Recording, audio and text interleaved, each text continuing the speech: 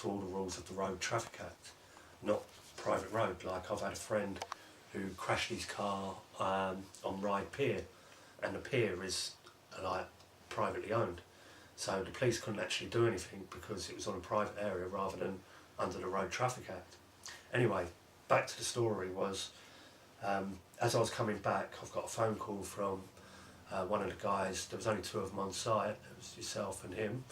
And they said a couple of guys come over and they've said that they own the land, and if you don't get off in an hour, they're going to burn everything down and beat them up. So it's like, okay, I'm coming straight back. But within like 10-15 minutes, they've come back mob-handed, threatening them, smashing stuff up, kicking stuff about, throwing stuff about. Dan's trying to calm them down, saying, look, we're peaceful, we don't want to cause any trouble. And they were shouting at him. Dan's called the police for his own safety and said, like, oh, look, you're going to have to get down here.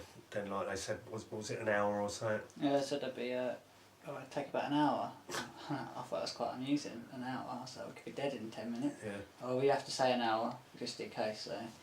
About 40 minutes later, they did eventually turn up. But I did ring my dad and people to come down, and they did turn up before the police, so because we got more people down, it got a bit more calmer, which was cool. But when it was just me and the other fellow, it was very it was intense, you know, because I'm not the biggest guy, and these were big.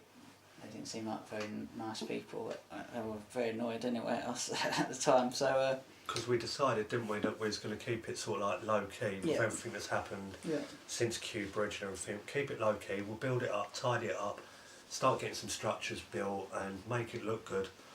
And then start inviting people. But you faced a lot of opposition, both from police and just members of the public. Police not a problem. I feel more safe, like as corrupt as I feel the police is. That's my personal opinion. I feel a lot safer dealing with the police and dealing with irate members of the public, especially when they don't want to hear this information and they can get very angry. Why is it so hard? Why is there so much? Why is there so much? Opposition to what you're trying to do. I think it's denial. I think people don't want to accept they've been lied to, and they don't want to accept their, I can't really speak for them, but for me, when I first started this information, it was everything I thought the world isn't, if that makes sense, and that's a hard thing to take on board. And for some people, they deal with it in anger. Some people, they deal with it in other ways. You know, some people might just go and sit on a mountain and start meditating for their 20 years. I don't. But I think it's also the divide and rule tactic, because the system, the matrix, is all about people policing each other. Mm-hmm. Yeah. Mm-hmm. And that's why just ordinary people who don't even realise what's going on It goes even further than that, and not just people policing each other, but people police themselves. And I've done it, and I do it a lot. I do it a lot. And Don was just saying, was having a chat a little while ago and about him hitchhiking and stuff, and I was like, I'm not ready to do that yet. I'm not ready to go, and that's my mind policing itself. Like I haven't got to that stage yet where I could just go and stick my thumb out. We all police ourselves, don't we? What we're thinking may have happened with this plot of land that we tried to start the last eco village on was obviously we're being watched like on a serious level, because if I ever set an event up or whatever, I usually get more police turn up than people, and if I go to a court case, there's always police present at more court cases, which is quite disturbing. They do it about fear.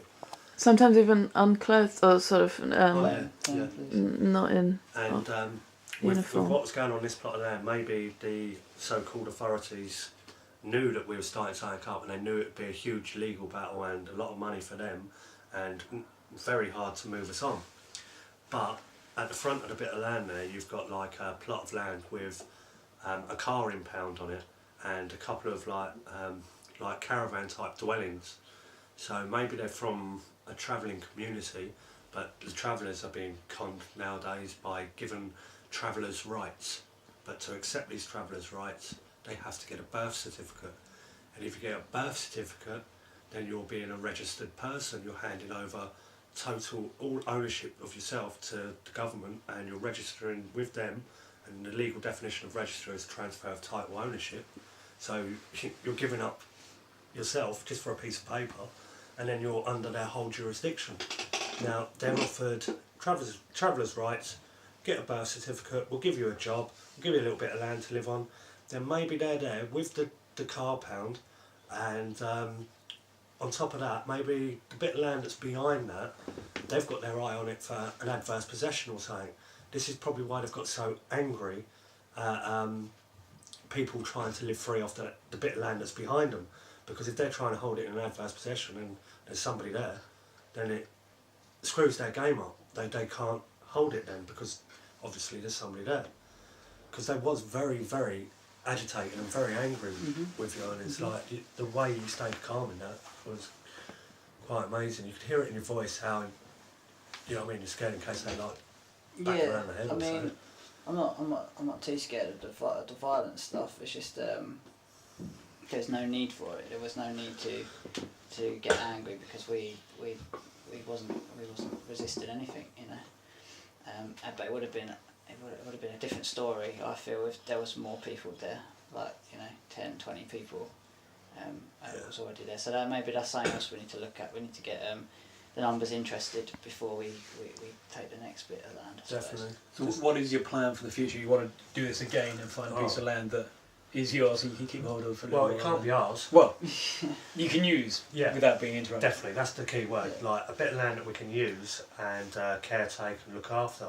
Because, but the thing is, when you need community support, you also need the people on the land. There's a few things that you're going to have to look for, like you're going to need a decent water supply and a nice bit of land that you can grow off, and also on top of that you need plenty of people that are prepared to do this.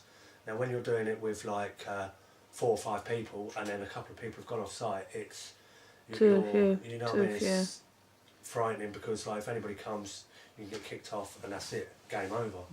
So the key one for the next one is getting the people involved, and as you say, it's all about divide and rule. So we need people to unite and make the whole thing a little bit stronger, so we can actually literally go and actually make difference and make some change in the world. Because if it keeps getting stopped and like people saying, oh well, keep up the good work, you're doing really well, but like it just needs that little push from other people that can get a little bit more involved to go, okay, I'm going to come and help you out guys and stay for a while, because that's all it needs. It's just a few more heads. Especially at the beginning, you need people to even just give like 2 or 3 days of their time to help build stuff, and Because we did be put the there, word but up as much like basically I did put up on fascist book that was starting a new eco village, didn't say where it was or anything like that, but where was I going to go with that? so who got back to you from that when you just a few said people, but we decided like, well, Dave Murphy said, oh, you're being too loud, like you shouldn't be putting it up on there, and it's like, Oh really, Dave Murphy yeah, said what's that. it got to do with you for one? Because you've got to drum up interest. You can't do it by yourself. You know what I mean? Right. Go out there and go, okay, I'm going to go and do this. What do you want me to go and build everything by myself? It would take me like 10 years. Yeah, Come on in, people, come along now. And it's like, yeah, you know what I mean? We've already had the change in the world because of like the transition of what's happening now. yeah. Yeah, I think people just got to do it. I think there's a lot of paranoia in this whole, if you want to call it a truth movement. I don't claim to know any truth. I just go along with the ride, but you call it what you want. But Freedom movement is freedom another way. movement is more appropriate, because you know we all want freedom. But I am free to move. There you go. But only just about. But what was I saying? Yeah, so You got a permit for that? yeah, I need one. No, but there's a lot of paranoia here. Like there's a lot of, oh, you don't do that. They're watching you. They're this, they're that, and With what we're doing, we're going to be watched. yeah, I think it's gonna. If you want to be free, you've got to be free. You can't sit there and say I want to be free, but you know I'll wait till you're free first. What's your experience with things like Facebook?